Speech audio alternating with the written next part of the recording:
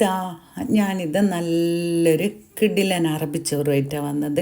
എല്ലാവരും ഉണ്ടാക്കി നോക്കിക്കോ, ധൈര്യമായിട്ട് ഉണ്ടാക്കിക്കോ. നല്ല കിടിലൻ ചോറാണ്, നമുക്ക് വീട്ടിൽ ഫങ്ഷനെല്ലാം പറ്റിയൊരു ചോറാണ്. അപ്പോൾ ഇതെങ്ങനെ ഉണ്ടാക്കാമെന്ന് നോക്കാം. 2 കിലോ മട്ടൻ കഴുകി വൃത്തിയാക്കിയത് നന്നായിട്ടൊന്ന് ഫോർക്കെടുത്ത് കുത്തി കൊടുക്കുക. എന്നാലേ അതിൽ മുളകെല്ലാം നല്ലോണം ഒന്ന് പിടിച്ച് വരുള്ളൂ.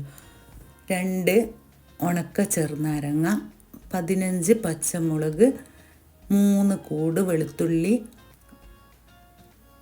ഇഞ്ചി ഇത്രയും മതി കേട്ടോ. കറുവപ്പട്ട, ഗ്രാമ്പു, ഏലക്കായ, ബേ ലീഫ് 2 എണ്ണം, 4 വലിയുള്ളി, 1 ടേബിൾ സ്പൂണ് കുരുമുളക് പൊടി, 1 teaspoon garam masala, sunflower oil, അപ്പാടെയുള്ള കുരുമുളക് 1 ടേബിൾ സ്പൂണ്, 2 വലിയ തക്കാളി. കുക്കറിൽ ഇറച്ചിട്ട് കൊടുക്കുക. ഇതിലേക്ക് ഇഞ്ചിയും പച്ചമുളകും വെളുത്തുള്ളിയും എല്ലാം ചതക്കണം കേട്ടോ.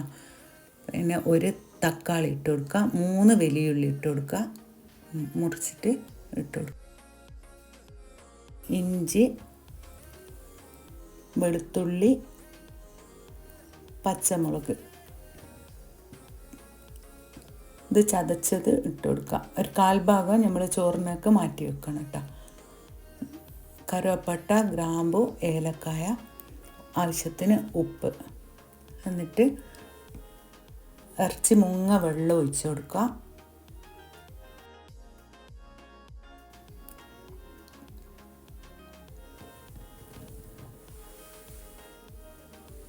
ഇതിലേക്ക് 1/2 ടേബിൾ സ്പൂണ് കുരുമുളക്, 1/2 ടേബിൾ സ്പൂണ് കുരുമുളക് പൊടി, 1/2 ടീസ്പൂണ് ഗരം മസാലപ്പൊടി ഇതിട്ട് കൊടുത്തൊന്ന് നന്നായി ഒന്ന് യോജിപ്പിച്ചിട്ട് അടച്ച് ഒരു 8-10 വിസിലടിയട്ടെ. അപ്പോഴത്തേക്ക് നമ്മൾ അരി കുതിർത്ത് വെക്കണം.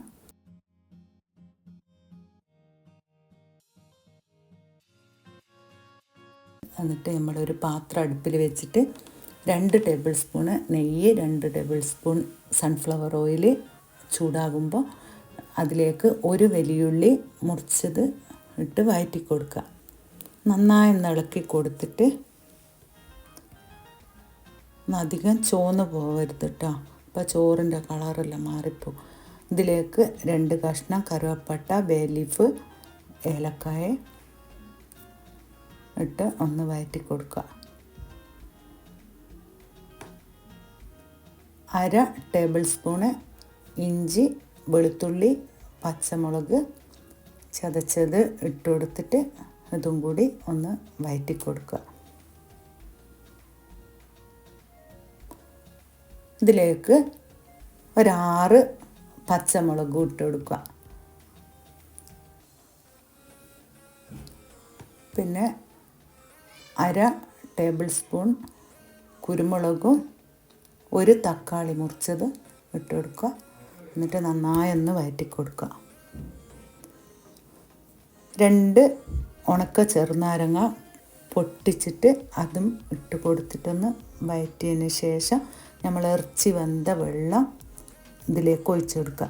ഞാൻ ഒരു പാത്രത്തിലാണ് അരി എടുത്തത്, ആ പാത്രത്തിൻ്റെ 2 ഇരട്ടിയാണ് വെള്ളം ഒഴിച്ച് കൊടുത്തത്.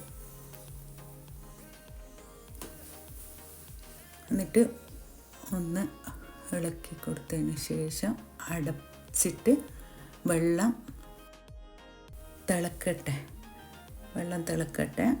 ഒന്ന് അടച്ച് വെച്ച് കൊടുക്കുക. അപ്പോൾ അതാ വെള്ളം തിളച്ചിട്ടുണ്ട് കേട്ടോ.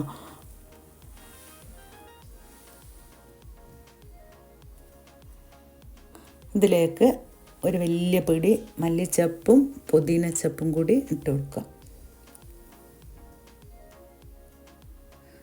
നമ്മൾ പുതിനച്ചപ്പും മല്ലിച്ചപ്പും നല്ലോണം ഇട്ട് കൊടുക്കണം ഇതുപോലത്തെ ചോറെല്ലാം ഉണ്ടാക്കുമ്പോൾ, എന്നാലാണ് നല്ല ടേസ്റ്റ് ഉണ്ടാവും.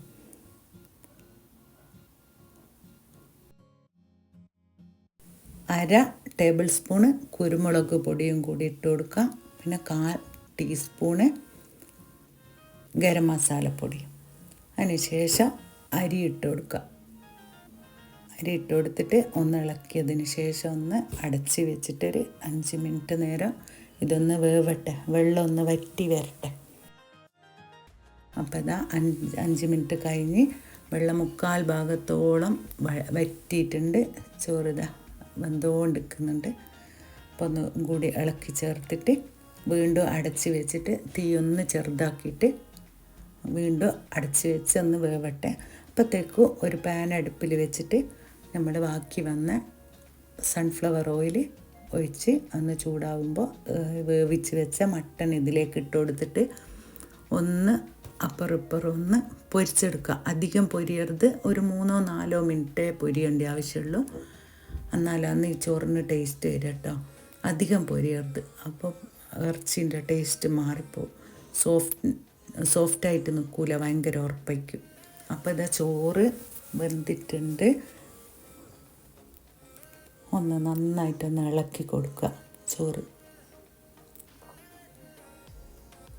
എന്നിട്ടൊന്ന് ഇളക്കി കൊടുത്തിട്ട്